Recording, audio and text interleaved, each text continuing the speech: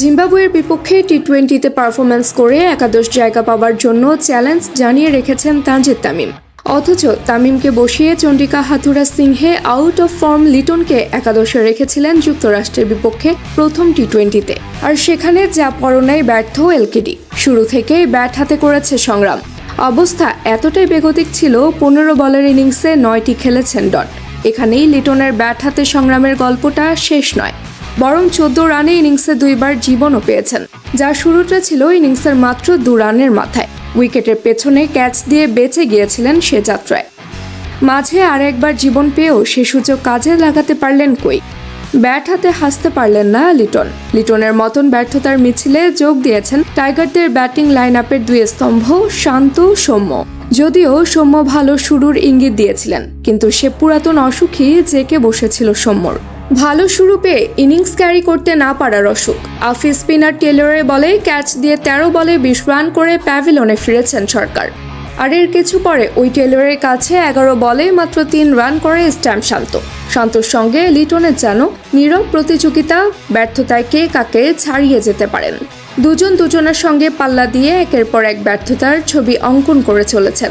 এই নিয়ে টি-20তে টানা 7 ইনিংসে বড় স্কোরের দেখা পাননি নাজমুল। শান্ত, সৌম্য, লিটনের পরে সাকিব আল হাসানের ব্যাট হাতে অসহায়ত্ব বরণের চিত্র ফুটে উঠেছে স্পষ্ট। যদিও সাকিব হৃদয়ের সঙ্গে ভুল বুঝাবুঝিতে রান আউটের শিকার, কিন্তু তাই বলে তো আর শাক দিয়ে মাছ ঢাকা যায় না। ব্যাট হাতে 12 বলে খেলে করতে পেরেছেন মোটেই 6 রান। মাত্র 50 স্ট্রাইক রেটে ব্যাটিং করা টাইগারদের সাবেক দলপতির ব্যাটিং দুর্দশার গল্প আড়াল করবেন কিভাবে?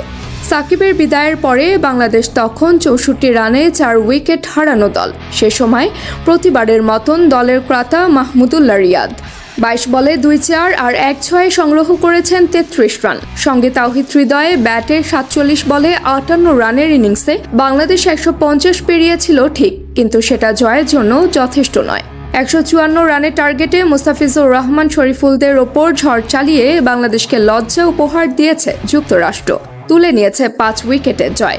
আইপিএল ফেরত মুস্তাফিজ বল হাতে হতাশায় ডুবিয়েছে টাইগার সমর্থকদের। কুশাল মোমেন্ট, চাপের মাথায় দেশের জার্সিতে কোথায় হারল মুস্তাফিজের সেই জাদুকরী স্লোয়ার কাটার। 4 ওভারে খরচ করেছেন পাক্কা 41 রান। ওভার প্রতি 10.25-এর উপরে রান দিয়েছে এই বাঁহাতি। শেষ পর্যন্ত লজ্জায় শুরু টাইগারদের বিশ্বযাত্রা। 24 বছর টেস্ট ক্রিকেটে আর সব কয়টি টি-20 বিশ্বকাপ খেলা দলটা যখন প্রথমবারের মতন বিশ্বমঞ্চে পা দিতে চলা দলের বিপক্ষে হারতে হচ্ছে, তখন সে দলটাকে নিয়ে সত্যি বিশ্বকাপে বড় স্বপ্ন দেখা যায়। Team sports news desk.